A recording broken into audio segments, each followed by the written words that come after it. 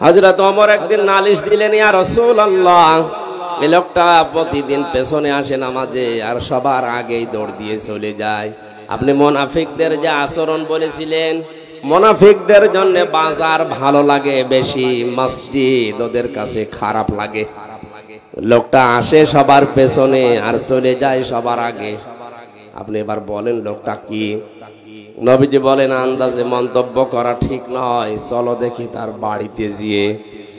কয়েকজন সাহাবীকে নিয়ে নবীজি তার বাড়িতে গেলেন। ডাক দিলেন, আব্দুল্লাহ বাড়িতে আসো। আসসালামু আলাইকুম ইয়া আসসালামু আলাইকুম ইয়া আহলাল বাইত। একবার, দুইবার, তিনবার ডাক দেওয়ার পরে কাঁপতে কাঁপতে হযরতে আব্দুল্লাহ আসলেন। নবীজি বলেন, দেখো, আমি নবী যদি কারো উপর অসন্তুষ্ট হয়ে যায়, মহান আল্লাহ তার জীবনের সব আমল বাতিল করে দেয়। আমি কি তোমাকে 3 বার ডাক দেওয়ার পরে আসলে কেন প্রথম ডাকে সাড়া দিলে না? হযরত ওমর তোমার নামে কয়েকটা কথা বলেছে, জবাব চাই। হযরত আব্দুল্লাহ বলে, ইয়া রাসূলুল্লাহ, জবাব আমি দেব। আপনি যখন প্রথম আমাকে ডাক দিয়েছিলেন, আমি আপনার মুখে শুনেছিলাম যে মানুষ নিজে শুধু বাঁচলে হবে না, পরিবারকেও বাঁচাতে হবে। আমার স্বামী স্ত্রীর নামাজ পড়ার মতো কাপড় পোশাক শুধুমাত্র একটা, বাকি যে কাপড় আছে ওগুলো দিয়ে অন্তত নামাজ আদায় করার মতো কাপড় না। আমি নামাজ পড়তে গিয়ে যদি আপনার পেছনে নামাজ পড়ার পরও বসে সময় নষ্ট করি, আমার স্ত্রী বাড়িতে যাকে আমারে বাঁচানো লাগবে তার তো নামাজ কাজা হয়ে যাবে। এজন্য আমি দৌড় দিয়ে বাড়িতে চলে আসি। বড় পোশাক পরে শরীয়তে যেভাবে থাকা যায় ওইভাবে আমি সামনে যেতে পারি না, এজন্য ঘরের ভেতরে একটা গর্ত আমি করে রেখেছি। ছোট পোশাক পরে আমি ওই জায়গায় নেমে যাই। স্ত্রী এই বড় পোশাকটা পরে নামাজ আদায় করে, ওই পোশাকটা আমারে দিলে ওইটা নিয়ে আমি বাইরে আসি। আল্লাহর নবী তার কথাগুলো শুনছিলেন আর কাঁদছিলেন। হঠাৎ তাকিয়ে দেখলেন উঠানের উপরে একটা বাচ্চাকে শিকল দিয়ে বাঁধা। নবীজি বলেন, ওরে জড়ি দিয়ে শিকল দিয়ে বেঁধে রেখেছো। সাহাবী বলে, হে নবী, আমি আপনার মুখে শুনেছি লা ইয়াদখুলুল জান্নাতা জাসাদুন গুযিয়া বিল হারাম। ওই শরীর জান্নাতে যাচ্ছে না, যাবেও না যার শরীরটা হারাম দিয়ে লালিত পালিত হয়।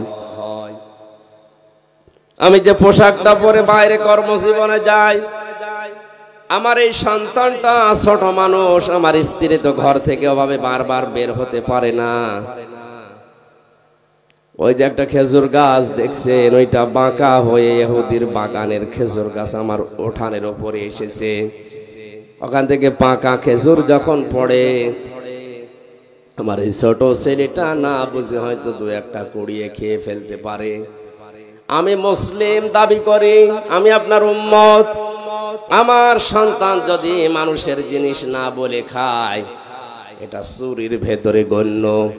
চুরির যে সংজ্ঞা আছে, কারো জিনিস না বলে নেওয়া, না বলে খাওয়া, এর নাম চুরি।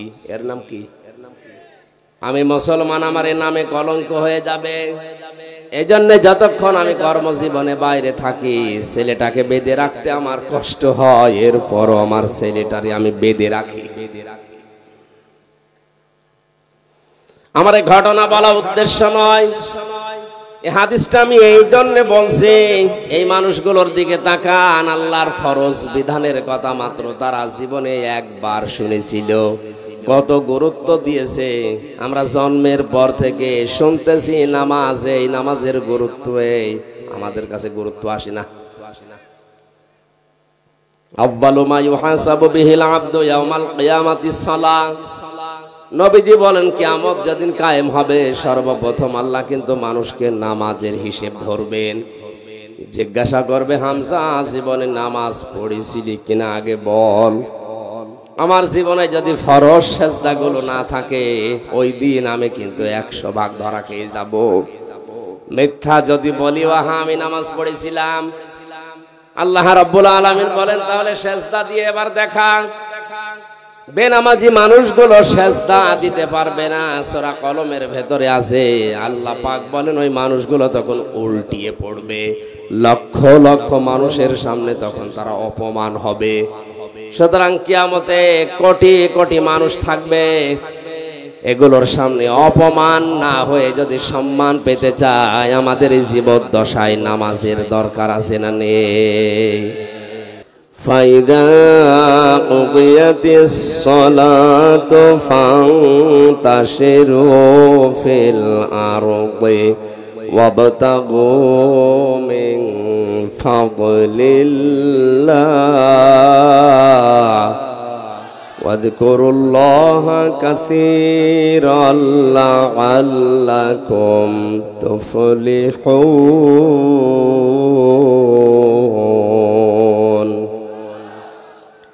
আল্লাহ পাক বলেন যখন নামাজ শেষ হয়ে যাবে, জমিনে ছড়িয়ে পড়ো, ছিটিয়ে পড়ো, আল্লাহর অনুগ্রহ তালাশ করো। ওয়াযকুরুল্লাহা কাসীরা, বাস্তবে কর্মজীবনে আল্লাহর অনুগ্রহ তালাশ করতে গিয়ে আল্লাহকে ভুলে যেও না, স্মরণ করো তাও বেশি পরিমাণে। কর্মজীবনে, প্র্যাকটিক্যাল লাইফে, বাস্তব জীবনে গিয়ে আল্লাহকে স্মরণ করো, তা অল্প স্বল্প নয়, বেশি পরিমাণে। এই দুইটা আদেশ যদি আমার বান্দারা মেনে নিতে পারে, লাআল্লাকুম তুফলিহুন, আমি আল্লাহ পাক বলে দিলাম আশা করা যায় তারা সফল হবে। জোরে বলেন সুবহানাল্লাহ। দুনিয়ায় যত গুরুত্বপূর্ণ কাজ থাক না কেন, সব কাজ আমরা মুসলিম আমাদের জন্য বাতিল। আগে নামাজ। এই কথা বলে না কেন? আশা করছি আজকের এই ওয়াজ শোনার পর থেকে মরণ পর্যন্ত ফরজ নামাজ ছাড়বেন না। যত বড় গুরুত্বপূর্ণ কাজ থাক না কেন, অন্তত যদি নফল আর সুন্নত পড়তে নাও পারেন, পরে পড়ে নিয়ে ফরজটা অবশ্যই আদায় করবেন। মানুষ নামাজ অনেকে পড়ে না, তার ভেতরে অন্যতম কারণ হচ্ছে অধিকাংশ মানুষ নামাজের বিষয়ে জানে না। আমার কুষ্টিয়া জেলার গ্রামের বাড়িতে যেখানে হালসা, মাঝে মাঝে ওখানে যেতাম, যেয়ে দেখি ফজরের নামাজে মাত্র 3 জন। ইমাম সাহেব মুয়াজ্জিনকে বললাম, কই মানুষ কই? বলে হুজুর এলাকার মানুষ নামাজ পড়ে না। পড়ে না, এ দোষ শুধু ওদের না, এ দোষ আমার। আসলে নামাজ যে কি, নামাজের ভেতর কি পাওয়া যায়, নামাজে কি মজা আছে, এটা এলাকার অধিকাংশ মানুষ জানে না। এই কারণে ওরা নামাজে আসে না। সুতরাং এটা আগে জানানো লাগবে। সূরা ফাতিহা বাদ দিয়ে 4টা সূরা যদি শুদ্ধ করে অর্থ সহ একটু আড্ড হলেও ব্যাখ্যা সহ ওদেরকে জানানোর ব্যবস্থা করা যায়, নামাজের 13টা ফরজ 14টা ওয়াজিব দিয়ে অন্তত নামাজ কি এটা যদিও নামাজে শান্তি পায়, এই 3 জন না, এই ফজরের নামাজে 300 মানুষ হাজির হবে। একটা মাদ্রাসাও করে দিয়েছিলাম আমার মায়ের নামে। 1টা বছর পরে দেখি নামাজি প্রায় 5 থেকে 6 কাতার এখন প্রায় নামাজি হয়ে গেছে। মানুষ তো তারাই ছিল,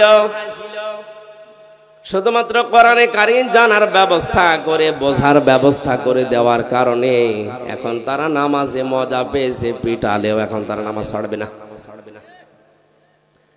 আপনারাও এলাকায় এরকম ব্যবস্থা করবেন, মসজিদে হোক, খানকায় হোক, মাদ্রাসায় হোক, মক্তবে হোক, নামাজ ইসলাম মূল নীতি যেগুলো আছে, এই ফরজ বিধানের এগুলো মানুষকে জানানোর ব্যবস্থা করেন।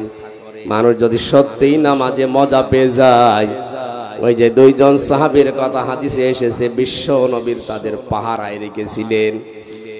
তাবু পাহারা দিতে গিয়ে একজন বলছে সারা রাত এভাবে 2 জন জেগে থেকে লাভ নেই, একজন ঘুমিয়ে যায় আর একজন পাহারা দাও। সাহাবী চিন্তা করছো, যখন ঘুমিয়ে গেছে আমি সময়টা নষ্ট না করে নামাজে দাঁড়িয়ে কাটাই, কারণ এমনি এমনি কোরআন পড়লে সওয়াব হবে 10টা করে নেকি হবে, আর নামাজে দাঁড়িয়ে তেলাওয়াত করলে 70টা নেকি হবে। যে সময়টা কাজে লাগায় আমি নামাজে দাঁড়িয়ে নামাজে তেলাওয়াত করছিলেন, দুশমন এসে দেখে কালো একটা পিলারের মতো কি যেন দাঁড়িয়ে আছে, অন্ধকারে মানুষ না পিলার বুঝতে পারার জন্য তীর নিক্ষেপ করেছে। তীরটা এসে তার ডান বাহুর ভেতরে লেগেছে। নামাজে তেলাওয়াতে তিনি এমন মজা পাচ্ছিলেন, নামাজ ছেড়ে দেননি। বাম হাতের ভেতরে আরেকটা লেগেছে। চিন্তা করছে এভাবে দুইটা লাগার পরে এখন যদি আমার বুকের ভেতরে, পিঠের ভেতরে একটা তীর লেগে যায়, আল্লাহর নবী আহত হয়ে যাবেন। এই চিন্তা করে তিনি নামাজ শেষ করে সাহাবী পাশে যেটা আছে তাকে জাগালেন। জাগিতে ঘুম থেকে উঠে দেখছে দুই পাশে দুই তীর। ডাক দিয়ে বললেন, হে আমার সাথে, দুই পাশে দুই তীর কেন? তিনি বিস্তারিত বলার পরে বললেন, আমাকে কেন ডাকলেন না? সাহাবী বলে, আল্লাহর বান্দা, আমি নামাজে দাঁড়িয়ে আমার আল্লাহর সাথে কথা হচ্ছিল, এত বেশি মজা পাচ্ছিলাম এই নফল নামাজটাতে। প্রথম তীরটা লাগার পরে আমি খেয়াল করি নাই, দ্বিতীয় তীরটা লাগার পরেও আমি খেয়াল করছিলাম না। মনের ভেতরে একটা চিন্তা এসেছিল, কি যেন আমার শরীরে এসে বিদ্ধ হয়েছে। চিন্তা করলাম, আপনি তো ঘুমিয়ে আছেন, কি যেন এসে বিদ্ধ হয়ে গেল। এই অবস্থায় যদি আর একটা কিছু এসে আমার বুকের ওপরে লাগে, আমি যদি মারা যাই, তাহলে বিশ্ব নবী আহত হয়ে যাবেন। এই চিন্তা যদি মনের ভেতরে উকি না দিত, জীবন চলে গেল, আমি নামাজ বাদ দিতাম না।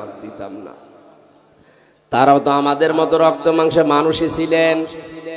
অনেক মানুষ বলে আমি নামাজ পড়তে পারি না কাজের যন্ত্রণায়। আপনার মতো মানুষই আছে, তারা কাজ করে খায় কিন্তু ফরজ নামাজ ছাড়ে না। এখানে যে যে কর্মজীবনে আছেন, কর্মজীবন তো লাগবেই। আল্লাহ কর্ম করার আগেই নামাজের পয়েন্টটা আগে দিয়েছেন আয়াতে। এই জন্য মূল কথা এইটাই, আমরা যাই করি নামাজ যেন ফরজটা বাদ না দেই। আল্লাহ পাক বলেন, নামাজ যখন শেষ হয়ে যাবে তখন তোমাদের কাজ হবে ফান্তাশিরু ফিল আরদি ওয়াবতাগু মিন ফাদলিল্লাহ।